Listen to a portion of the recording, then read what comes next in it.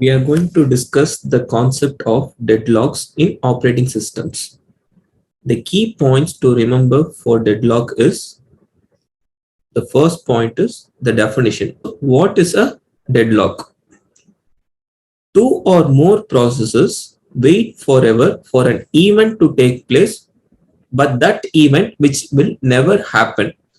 So this is the broad definition of a deadlock in operating systems. So there can be different types of resources available for a deadlock to take place. Okay, it can be either a software resource or a hardware resource. Let us see an example for a deadlock now. Suppose there is a process P1 which holds resource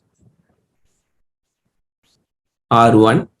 Okay, and there is a process P2 which holds the resource R2. Fine. This box and a dot is called as an instance of a resource, and the circular one is a process. So now if P1 wants the resource R2, it requests the resource R2. Similarly, P2 can request the resource R1. So this is the concept of a deadlock, because P1 holds resource R1 and waits for the resource R2 to complete its task.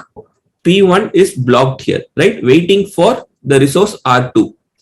But the resource R2 is held by the process P2. And in turn, the process P2 requests for resource 1, which is held by the process 1. Process 2 is also blocked here. So both the events does not take place, right? So this is an example of a deadlock. Here the resource, right? This resource can be either a CPU, it can be a semaphore, it can be a memory, or any hardware or software resource. Even it can be a printer also. The resource type can be anything. And there are two types of resource instances. One is called as a single instance resource, and the second type is called as a multiple instance resource. Here, see here R1, right? In this example, R1 and R2 is a single instance resource. That's why I put only a single dot. Whereas there can be resources with multiple instance also, like this. We can put like multiple dots. For example, R3 is another resource which has 3 instances. This is a multi-instance resource. This one is a single instance resource. Going on to the third point, it is represented by a resource allocation graph. Here we have represented the diagram, right? This is called as a resource allocation graph. So resource allocation graph can be a directed multi-graph. What is a multi-graph now?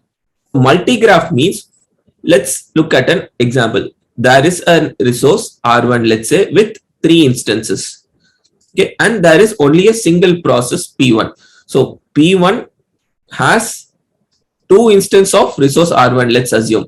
So P1 holds 2 instances of resource R1 and requests 1 instance of resource R1. This is request, this is hold.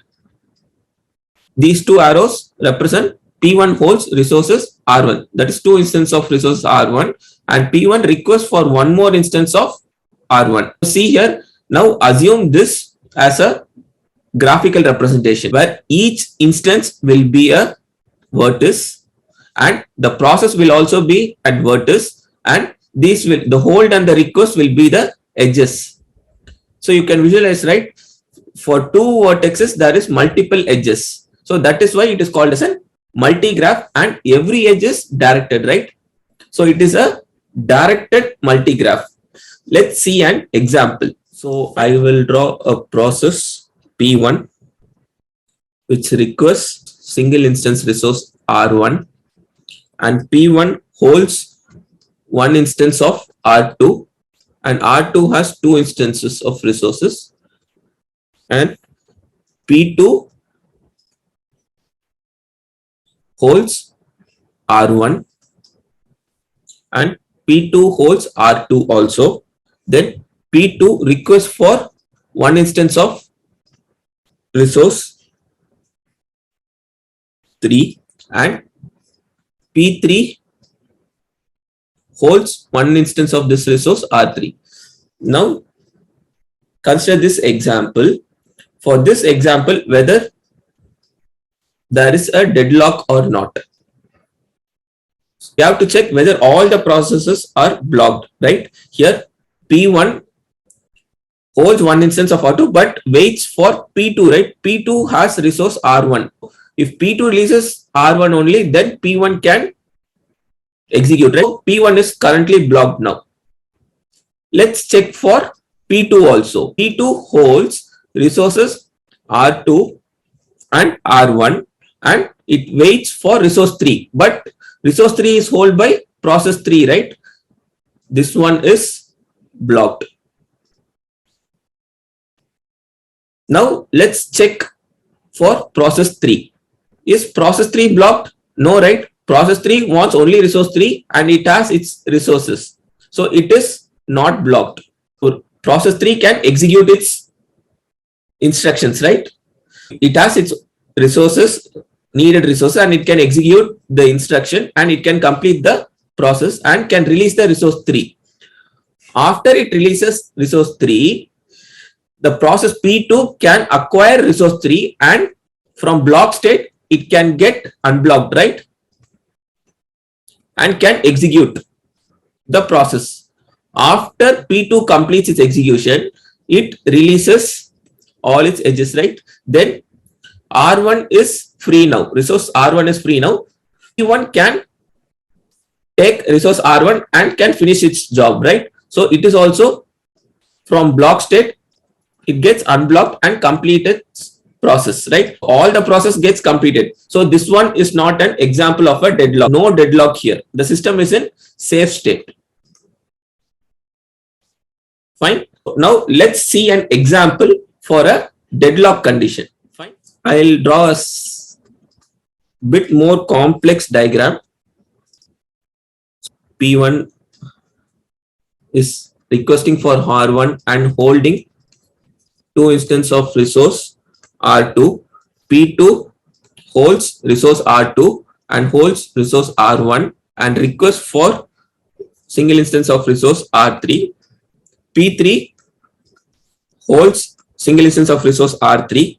Then let's assume there is a resource 4 with 3 instances.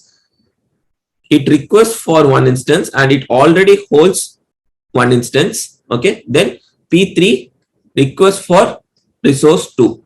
Now let's check this condition is a deadlock situation or not. Okay. We have already seen, right, from the previous example, P1 is blocked already. So same condition only. Then P2 is also blocked. So now check for P3. P3 holds resource R3 and holds resource R4 and it requests for one more instance of R4, right? So it grants here, but it requests for one instance of R2. This instance of R2 is held by P1 and P2, right? It does not have any free instance. It also gets blocked here because of resource 2. This is a deadlock situation. To confirm it is a deadlock situation, we can draw a weight graph for this resource allocation graph. So how to draw a weight graph now? So let's assume the process P1 waits for process P2 to release the resource, right? Yes. Then process P2 waits for process P3 to release the resource. Process P3 now waits for either of process 1 or process 2 to release its resource. Right? So this is a weight graph. This is how we draw a weight graph from a resource allocation graph. This is a resource allocation graph. This is a weight graph. For deadlocks, we have two graphs. One is a resource allocation graph and other is a weight graph. If the weight graph has a cycle, then there may be a chance of deadlock. We cannot confirm. If there is a cycle, there may be a chance of deadlock. Fine. So this is how deadlock is found for a resource allocation graph and a weight graph. So next we move on how a process gets into a deadlock if a resource is available or if a resource is not available. Okay, so a process can request for resource from an operating system. The process requests the operating system to get a resource. The operating system can do two jobs, whether it can grant the resource or it can deny the resource. Okay, so if it grants the resource to the process, then I can use that resource. If it denies, I will block the process. Then after using the resources, it should release the resource, right? Other processes can use the resource. This released resource will be given back to the operating system so that other processes can use the resources. Similarly, if the resource is not available and blocked, it can grant the resource after some time. Or if it waits for infinite amount of time, it will be the case of a deadlock here. There are several necessary conditions for deadlock. We will see that in the next video.